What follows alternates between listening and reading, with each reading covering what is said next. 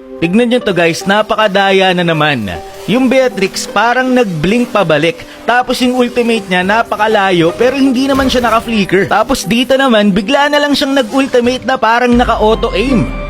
Aalamin natin kung ito ba'y bug or cheat. Ang videong ito nga pala ay galing sa isang follower kung saan meron daw siyang nakalaban na cheater. Shoutout sa'yo bro, check natin ang kanyang video. So yan, nasa replays, ibig sabihin hindi talaga yan creator scam. At rank game yung nakalagay, siguro nasa GM siya kasi may 2 gusion sa game. So ito, una pa lang, kakaiba na yung paglalakad dito ng Beatrix. Tapos biglang nag-ultimate nang hindi nagka-cast. Biglang pumutok na lang siya ng ultimate. Kaya naman talagang nakakahinala kapag ganyan. Tapos tignan nyo dito, lalapit siya sa kalaban, sabay babalik siya doon sa bush at makakapag-ultimate pa siya. Napakadaya men. Tignan nyo kung paano siya maglakad. Mala Michael Jackson talaga. Tapos panoorin nyo kung ano ang gagawin niya dito.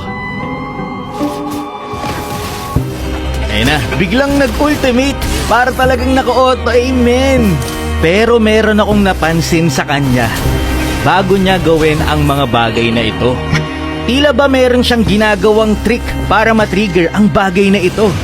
Kaya naman sinubukan ko na sa totoong game. Sa classic lang guys. Paalala lang, ang videong ito ay ginawa para maging aware ang lahat na may mga gantong bagay at ma-fix agad ni Muntun. So tignan niyo dito guys, nagagawa ko na rin siya. At masasabi ko na napakalaki ng advantage kapag ginagawa mo itong bug na ito.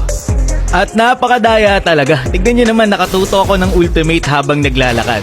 O para sa mga hindi nakakaalam, yung ultimate ni Bea, pag pinindot mo yan, magkakast yan at titigil ka sa paglalakad. Pero dahil sa bug na ito, tignan nyo naman kung gaano kadaya. At masasabi ko talaga na dapat ma-fix agad ito ni Muntun. Kasi tignan nyo naman, kawawa yung mga kalaban kapag ganito. Mas madaya pa ito sa auto-aim. Kasi nga nakakapaglakad ka habang nagkakast ng ultimate. Tapos tignan nyo naman kung gaano kalayo ang naaabot ng ultimate ko na sumasabog. So ayan, dahil nalaman natin na isa pala itong uri ng bug, so ito na, i-reveal na natin ang sikreto ng Beatrix na ito. Dito pa lang sa video na sinend sa atin, kapansin-pansin agad na nag-a-arrival yung Beatrix dito bago niya gawin ang mga trick niya. So ayan, tignan nyo mabuti guys. Mag-a-arrival muna siya, saka siya lalabas at mag-ulti. So paano nga niya ba ito nagagawa mismo? So ayan, nag-handcam na nga ako para makita nyo ng mabuti. Una niyang ginagawa, kiniklik niya yung pagpapalit ng barel. Tapos nag-a-arrival siya sa kanyang sarili. Ganun lang kasimple. After ng arrival, ikiklik lang niya ang kanyang ultimate tapos pwede na siyang maglakad habang naka-ultimate dito sa sniper. Pati yung pag-arrival sa sarili ay nagbabag din, nababawasan ng kalahati ang cooldown ng arrival. Basic, ang kailangan lang na i-click ang pagpapalit ng barel, tapos arrival sa sarili, tapos i-click agad ang ultimate.